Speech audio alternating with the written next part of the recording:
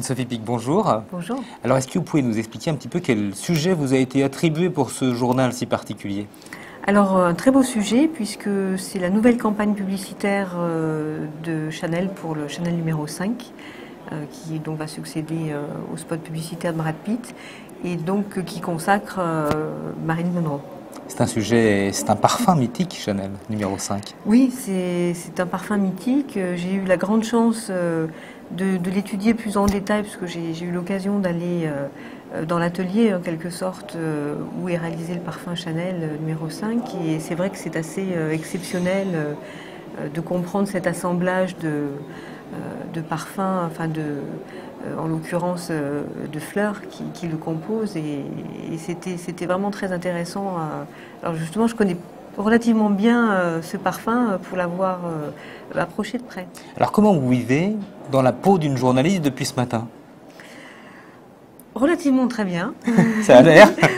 Pour l'instant, on va dire, parce que je ne sens pas encore le coup de feu arriver, donc probablement que plus tard les choses vont s'accélérer. Bon, c'est vrai que c'est un texte qui à écrire qui n'est pas aussi trop long, et puis c'est un domaine dans lequel je suis Combien de bien. lignes à faire? On a donc 35 lignes à faire, et en fait c'est un sujet qui me plaît, donc voilà, je serais partie, on m'aurait attribué un sujet dans lequel je me sentais moins à l'aise, ça aurait été plus compliqué, mais c'est un sujet qui me parle, donc voilà, l'univers des parfums avec l'univers des goûts dans lequel moi je suis, c'est voilà.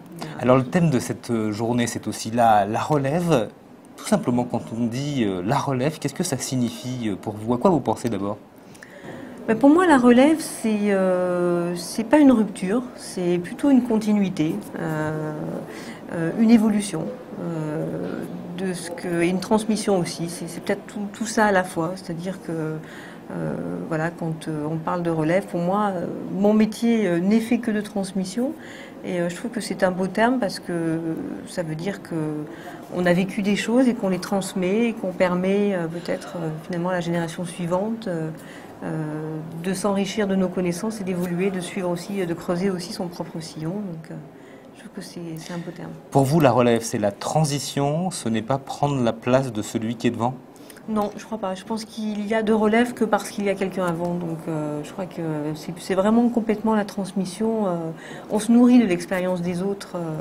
Je me suis moi-même nourrie de l'expérience de ma famille, des autres. On n'apprend jamais tout seul et on devient jamais bon tout seul.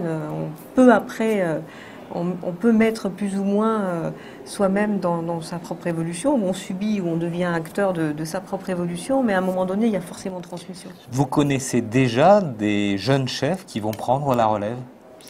Oui, il y en a beaucoup en France. Enfin, je trouve que c'est assez fascinant parce que il y a encore toute une génération qui perdure et pour lesquels moi j'ai encore beaucoup de respect, qui est l'époque, enfin les confrères de mon père, Jacques Pic, c'est-à-dire des gens bien sûr comme Paul Bocuse qui sont encore là, qui après génération Joël Robuchon, Alain Ducasse, et puis il y a toute une nouvelle génération qui arrive. Moi, je fais encore partie d'une nouvelle génération, mais en même temps, il y a d'autres chefs qui arrivent. Il y a déjà des gens aussi, plus jeunes. Oui, il y a ça vous déjà fait des pas gens peur? Non, ça ne me fait pas peur parce que je sais moi-même que quand j'ai commencé, alors quand on commence, quand on est jeune, on a, comment dirais-je, une fulgurance peut-être dans sa façon d'être, dans son métier, et en même temps, je sais très bien que la maturité aussi fait qu'on devient meilleur, donc il y a toutes ces étapes à passer, et en même temps, je trouve que la jeunesse apporte de la dynamique à la génération précédente. Donc, la génération précédente se dit, il ne faut pas qu'on s'endorme, attention.